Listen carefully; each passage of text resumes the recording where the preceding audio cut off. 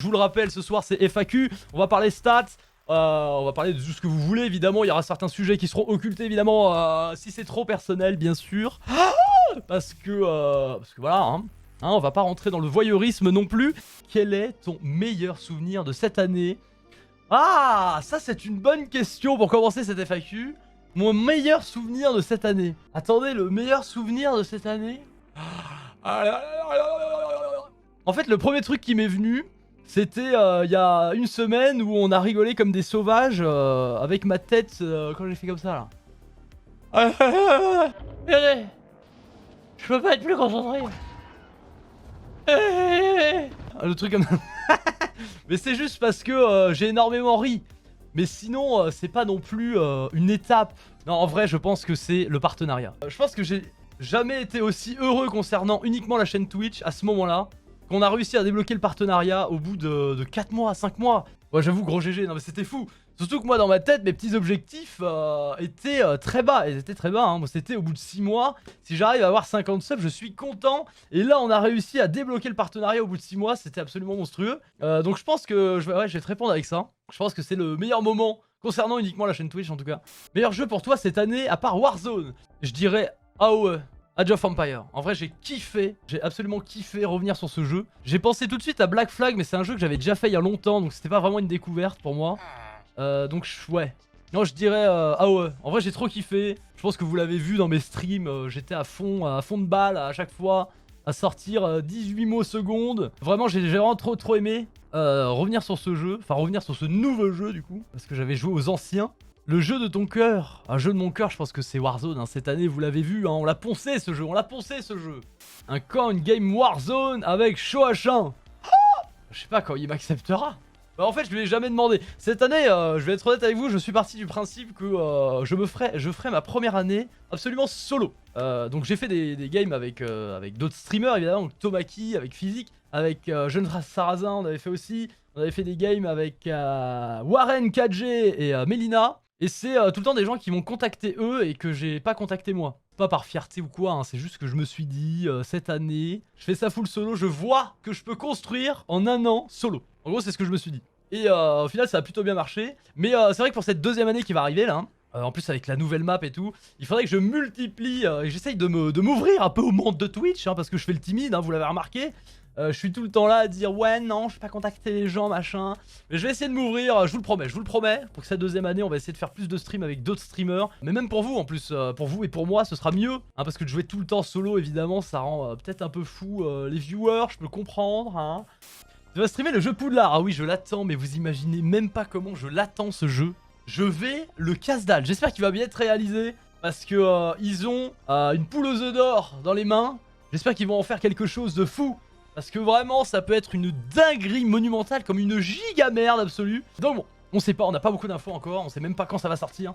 Mais vraiment, beaucoup trop le goût que ce jeu sorte. As-tu déjà quitté un live énervé ou avec un sentiment négatif? Ça, c'est une très bonne question. Oui, oui madame. Alors, quitter un live avec un sentiment négatif, non. Par contre, je vais vous avouer un truc. Il m'est arrivé une fois, mais une seule fois, de me dire, je me fais chier. Il y a un moment... En vrai, on va être honnête, parce que voilà, faut le dire, il y a pas que du... Moi, je vous montre que le positif dans les lives, j'essaie d'avoir toujours le sourire et tout. Mais il y a un live, je me souviens, c'était... je spawnais à Port. Bon, vous allez pas trouver de quel live il s'agit, puisque je vais très souvent à Port.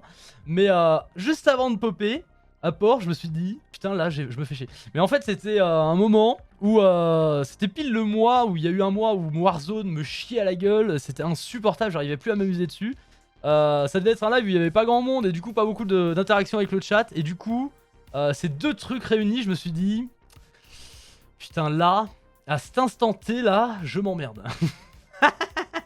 Moi, c'était sur Warzone, je vous dis, c'était une période où je ponçais le jeu et le jeu me rendait pas l'effort que je mettais dedans. Et du coup, c'est ultra frustrant, je pense que toutes personnes qui ont un peu tryhardé un jeu savent très bien de quoi je parle. Mais sinon, j'ai jamais quitté un live en étant énervé ou quoi.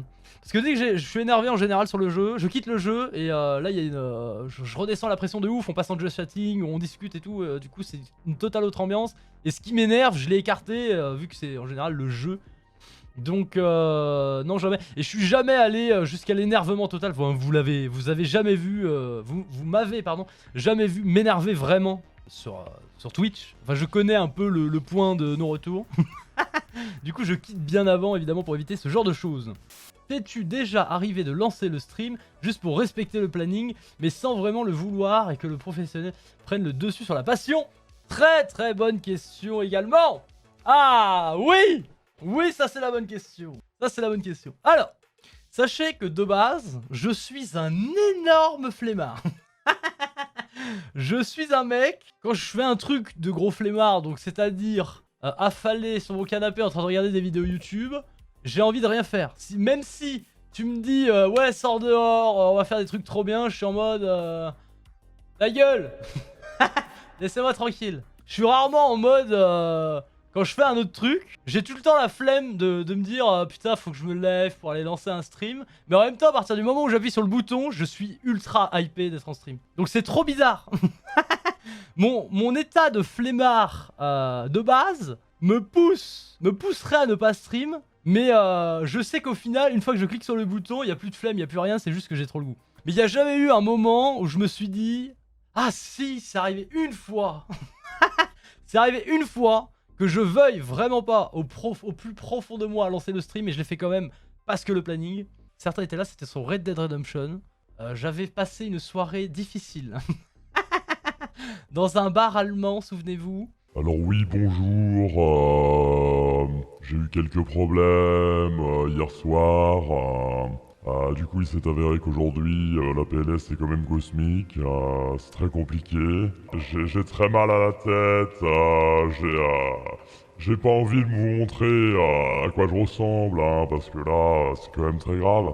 Et j'étais vraiment dans une PLS cosmique assez avancée. Hein? J'étais pas bourré ou quoi que ce soit, mais j'étais vraiment dans le mal. C'était le lendemain compliqué. Et là j'avais pas envie. Là j'avais pas envie. Mais je me suis dit bon, on va essayer. Parce que j'avais envie entre guillemets de stream, mais je sentais très bien que mon corps ne pourrait pas supporter. Donc j'étais en mode je sais que c'est mieux pour moi de ne pas stream, mais le planning. En gros, c'est le planning vraiment qui m'a forcé à lancer le stream. Et pas en mode ouais, let's go, je suis trop passionné, j'y vais quand même, nique la maladie. Il n'y a pas eu ça. C'était le planning qui m'a forcé. Et je pense que c'est le seul moment de l'année où ça m'est arrivé. Et au final, 3 heures de stream après, j'étais couché dans mon lit, quoi.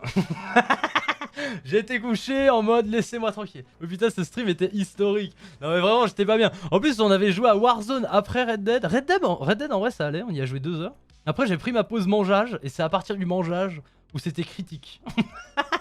On allait sur Warzone, et à partir du moment où je tournais ma souris, j'avais envie de vomir. Donc c'était terrible. C'était vraiment terrible. Donc je pense que c'est la seule fois de l'année où je me suis forcé vraiment à lancer un stream. Et sinon c'est soit j'ai trop le goût, soit j'ai juste la flemme parce que je fais autre chose et que vu que je suis un flemmard de base, j'ai tout le temps la flemme de tout faire. Et qu'au final, une fois que je clique sur le bouton lancer le stream, je suis trop content et je suis trop hypé. Mais ouais non, je pense que le seul moment où je me suis forcé à cause du planning, c'était ce jour-là. Donc voilà, attendez, je vais vous montrer la deuxième photo avec mes objectifs. Les objectifs que je m'étais fait pas en décembre.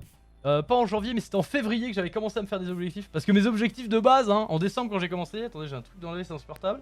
C'était 50 subs, j'étais content au bout de 6 mois.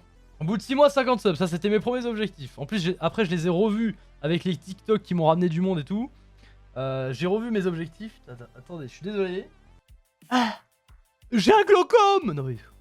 Donc les objectifs que je m'étais refait en février, c'était les petites croix là. Donc c'était en mai, donc au bout de 6 mois de stream. C'était 2500 follow, 2000 subs sur YouTube.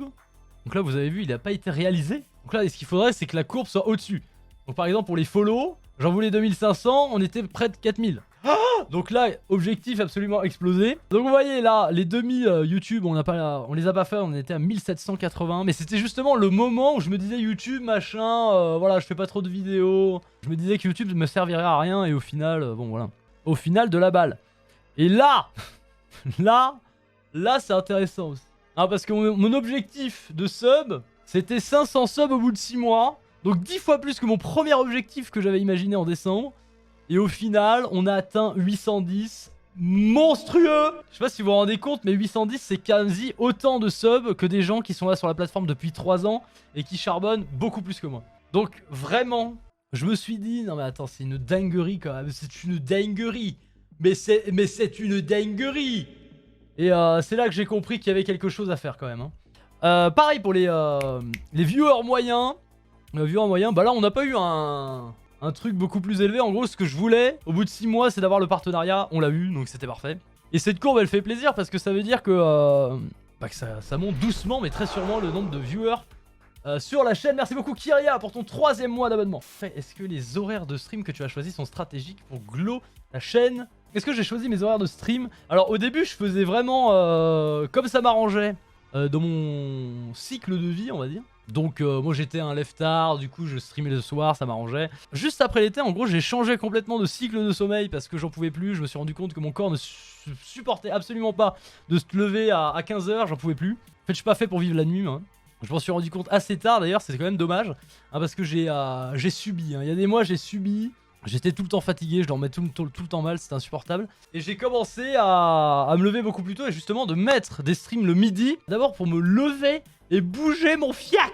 Ah, c'est d'abord pour ça que j'ai mis les streams le midi. Au final ça s'est avéré très bon puisqu'on a des chiffres des fois meilleurs le midi que le soir. Donc c'était parfait. Et puis en fait moi, vous l'avez constaté, je tiens pas beaucoup en stream. Je fais pas des streams de 18h, j'arrive pas à faire des streams de plus de 6h, c'est impossible. Du coup en fait de faire 3h, avec 3 heures séparées entre les deux, c'était parfait. Pour moi, c'est absolument parfait, puisque j'ai le temps de me remettre de mes trucs, de faire autre chose. J'ai quand même ma journée, parce que je stream du coup de 12h à 15h. De 15h à 18h, 19h, j'ai ma journée, je peux faire mes trucs. Et ensuite, 19h, je mange, je pars en stream, et je fais 3 heures de stream, et ça me fait jusqu'à 22h en gros. Et c'est parfait. Et c'est parfait au final. Enfin, moi en tout cas, c'est vraiment un rythme qui me convient parfaitement. Et je sais que si je fais plus, je serai tout claqué. Parce que j'ai tendance à donner beaucoup d'énergie très vite en stream et d'être fatigué très vite. Quand tu montes tes vidéos, ça prend combien de temps? Alors, ça dépend complètement du projet. Une vidéo Warzone par exemple où je fais un top 1, ça va être assez rapide puisque c'est 30 minutes de dérush. Je vais faire mes découpages sur les 30 minutes, enlever les moments qui servent à rien, faire des jump cuts, faire les zooms, tous les machins. Donc en gros, un top 1 à monter, c'est 3-4 heures maximum. Avec la miniature, les miniatures, j'aime bien y passer du temps parce que j'adore ça. Normalement, vous avez vu un glow up sur les miniatures d'ailleurs. J'ai pris plus de plaisir à faire mes dernières miniatures parce que j'ai réussi à trouver un petit style qui me plaisait bien. La vidéo en elle-même, je pense en 2 heures je l'ai terminée, mais derrière il y a 1 heure de miniature on va dire. Et puis il y a tout le reste, la mise en ligne, tout ça, la correction, faire les petites promos aussi quand je sors des portes des fois, quand je m'incruste dans la game. 4 heures pour une vidéo top 1, et pour un best-of c'est un peu plus long puisqu'il faut que je remate tous les clips du mois. Et d'ailleurs je vous remercie à tous ceux qui font les clips parce que c'est grâce à vous que je peux faire des best-of assez rapidement entre guillemets. Je regarde tous les clips du mois, je récupère tous les clips et ensuite je les monte, je les mets tous alignés. Je fais une intro, une outro, toujours pareil, après je fais les jump cuts, les machins. Je mets ma petite promo. Et ça, en best-of, je pense avec le temps de récupération de clips, je pense qu'on est sur des 4-5 heures. C'est un peu plus long, puisque en vrai, il m'est arrivé de récupérer des clips et d'avoir passé 3 heures à le faire, tu vois. Donc, plus le montage, plus ça. Même si le montage est assez rapide, parce que du coup, on a déjà les clips, donc on a déjà les moments importants, on n'a pas besoin de dérush. On a juste à découper et à refaire un montage par-dessus, donc ça va.